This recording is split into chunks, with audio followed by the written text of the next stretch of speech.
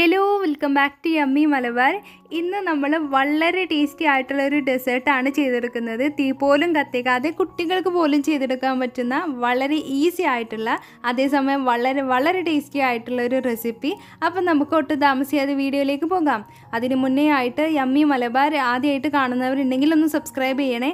അപ്പോൾ നമുക്ക് വീഡിയോയിലേക്ക് പോയാലോ. ആദ്യം ഒരു ബൗളിൽ 1/2 കപ്പ് അളവിൽ പാലെടുത്തിട്ടുണ്ട്. ഇതിലേക്ക് 3 ടേബിൾ സ്പൂൺ അളവിൽ പഞ്ചസാര ചേർത്ത് കൊടുക്കാം. അപ്പോൾ ഈ ഒരു മധുരം എന്ന് പറയുന്നത് നമ്മുടെ റെസിപ്പിക്ക് പെർഫെക്റ്റ് ആയിട്ടുള്ള മധുരമാണ്. അപ്പോൾ നിങ്ങൾക്ക് ഇതിലും കൂടുതൽ വേണമെങ്കിൽ നിങ്ങൾക്ക് 4-5 ടേബിൾ സ്പൂൺ വരെ ചേർത്ത് കൊടുക്കാം.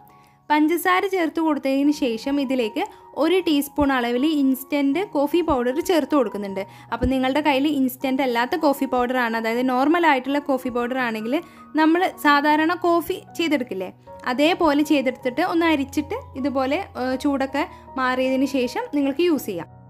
അപ്പോൾ ഇതിവിടെ റെഡി ആയിട്ടുണ്ട്. ഇനി നമുക്ക് അടുത്തതായിട്ട് വേണ്ടത് റസ്ക്കാണ്. റസ്ക് അല്ലാന്നുണ്ടെങ്കിൽ നിങ്ങൾക്ക് ഏത് ബിസ്ക്കറ്റും ഇതിനായിട്ട് യൂസ് ചെയ്യാം. പിന്നെ ഇതുപോലുള്ളൊരു റിങ് എടുത്തിട്ടുണ്ട്. ഇതില്ലെങ്കിൽ നിങ്ങൾ സാധാ പ്ലേറ്റിൽ ഇത് സെറ്റ് ചെയ്തെടുത്താൽ മതി. ഞാൻ വീഡിയോയിൽ ഒരു ഭംഗിക്ക് വേണ്ടിയിട്ടാണ് ഈ റിങ്ങിൽ ഞാനിത് സെറ്റ് ചെയ്തെടുക്കുന്നത്. അപ്പോൾ നമ്മൾ ആദ്യം ചെയ്യേണ്ടത് എന്താണെന്ന് വെച്ചാൽ നമുക്ക് ഓരോ റസ്ക്കും എടുത്തിട്ട് നമുക്ക് ഈ ഷുഗർ സിറപ്പിൽ നന്നായിട്ടൊന്ന് ഡിപ്പ് ചെയ്ത് കൊടുക്കുക. നന്നായിട്ട് കുതിർന്ന് വരണം നമ്മുടെ റസ്ക്, അതുവരെ നമ്മൾ ഡിപ്പ് ചെയ്തെടുക്കുക.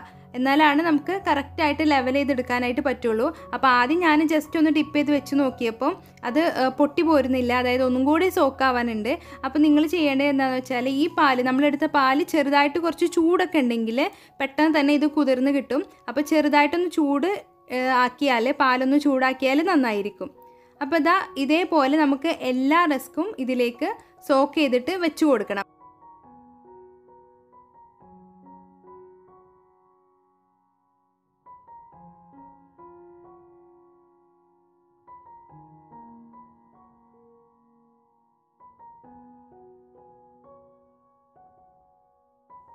അപ്പോൾ ടോട്ടൽ 6 റസ്ക്കാണ് ഈ ഒരു വലിപ്പത്തിലുള്ള റിങ്ങിനായിട്ട് ഞാൻ യൂസ് ചെയ്തിട്ടുള്ളത്. നിങ്ങളെടുക്കുന്ന പാത്രത്തിനനുസരിച്ചിട്ട് നിങ്ങൾക്കത് കൂട്ടുകയും കുറക്കുകയൊക്കെ ചെയ്യാം. ശേഷം നമ്മൾ ചെയ്യേണ്ടത് എന്താണെന്ന് വെച്ചാൽ ഒരു ഗ്ലാസ്സോ അല്ലെങ്കിൽ എന്തെങ്കിലും പരന്ന പ്രതലമുള്ള എന്തെങ്കിലും വെച്ചിട്ട് നമുക്കിതുപോലെ അങ്ങ് പ്രസ് ചെയ്തിട്ട് പൊടിച്ചിട്ട് നമുക്കങ്ങ് ലെവൽ ചെയ്ത് കൊടുക്കാം. ബേസ് നന്നായിട്ടൊന്ന് ലെവൽ ചെയ്ത് കൊടുക്കണം.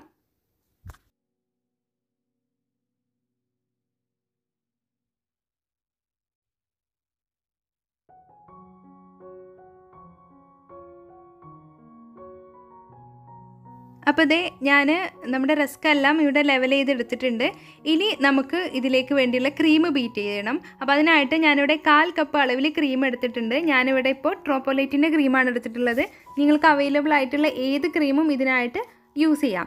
ക്രീം ബീറ്റ് ചെയ്യുന്ന വീഡിയോ ഡീറ്റെയിൽ ആയിട്ട് ഞാൻ വേറെ ചെയ്തിട്ടുണ്ട്. അത് കാണാത്തവരുണ്ടെങ്കിൽ കാണുക.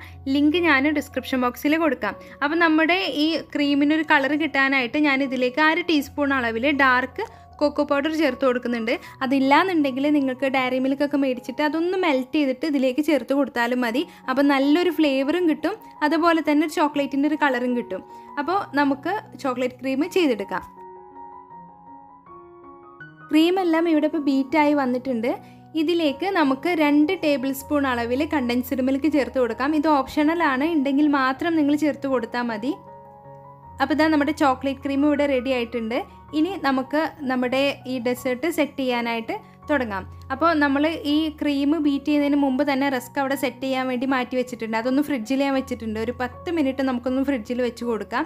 ശേഷമാണ് ഞാൻ ഇതിൻ്റെ മുകളിലേക്ക് ക്രീം ഇട്ട് കൊടുക്കുന്നത്.